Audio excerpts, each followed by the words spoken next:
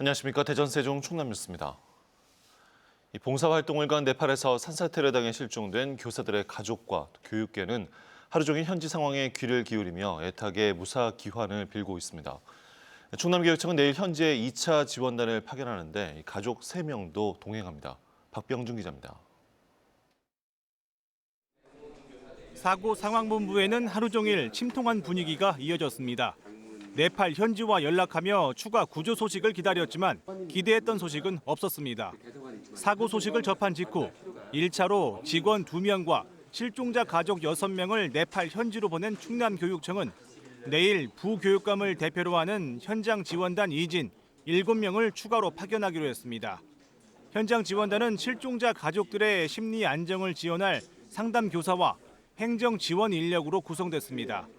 현장 지원단과는 별도로 실종자 가족 3명도 추가로 출국합니다.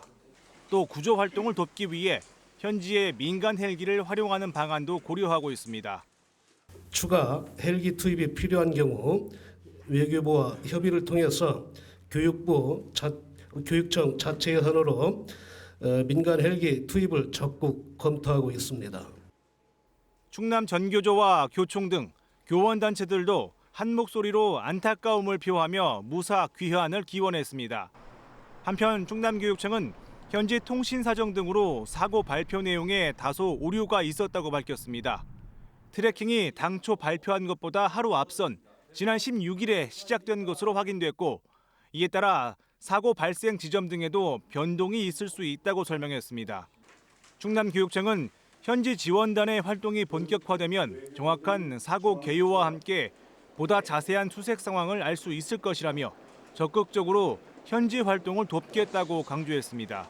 KBS 뉴스 박병준입니다. 순수 우리 기술로 만들어지는 한국형 우주 발사체 누리호. 내년 발사를 앞두고 그 개발 과정이 공개됐습니다. 엔진 지상 연소 시험이 성공적으로 진행되고 있고 발사용 타워도 세워졌습니다. 이수복 기자입니다. 땅이 울리는 굉음과 함께 회색 연기가 하늘 높이 솟구칩니다. 한국형 발사체 누리호 S1 75톤급 엔진의 139번째 지상연소 시험이 성공하는 순간입니다. 순수 우리 기술로 개발 중인 누리호는 1.5톤급 인공위성을 6에서 800km 높이의 지구 궤도에 올릴 수 있는 3단형 발사체입니다. 지난 2018년 11월 시험 발사체 발사 첫 성공 이후 후속 개발도 순항 중입니다. 올해 중점 과제는 75톤 엔진 4개를 묶는 클러스터링 종합연소 시험.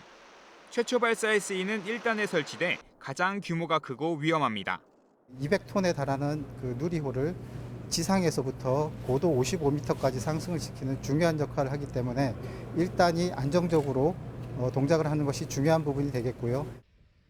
현재 93%의 공정률을 보이고 있는 누리호 제2발사대도 올 10월 완공을 목표로 건설이 한창입니다. 2013년 쏘아올린 2단짜리 나로호보다 덩치가 훨씬 큰 누리호를 발사하기 위해 45.6m 높이의 대형 타워도 설치했습니다. 추진제 공급을 위한 배관이라든가 전기적인 연결을 위한 배선들이 연결이 돼야 되는데 연구원들이 올라가서 연결을 하게 됩니다. 정부는 누리호 개발이 성공적으로 끝나면 2030년까지 순수 국산 발사체로 달 탐사선도 보낼 계획입니다. 한국형 발사체 누리호는 이곳 나로우주센터에서 내년 2월과 10월 두 차례에 걸쳐 발사될 예정입니다. KBS 뉴스 이수복입니다. 오늘 오후 1시 30분쯤 천안시 성급 저리에 한 공구 상점에서 불이 나 내부 260제곱미터 안에 있던 공구 등을 모두 태워 소방서 추산 8,900만 원의 재산 피해를 내고 5시간 만에 꺼졌고 정확한 화재 원인을 조사하고 있습니다. 지금까지 대전이었습니다.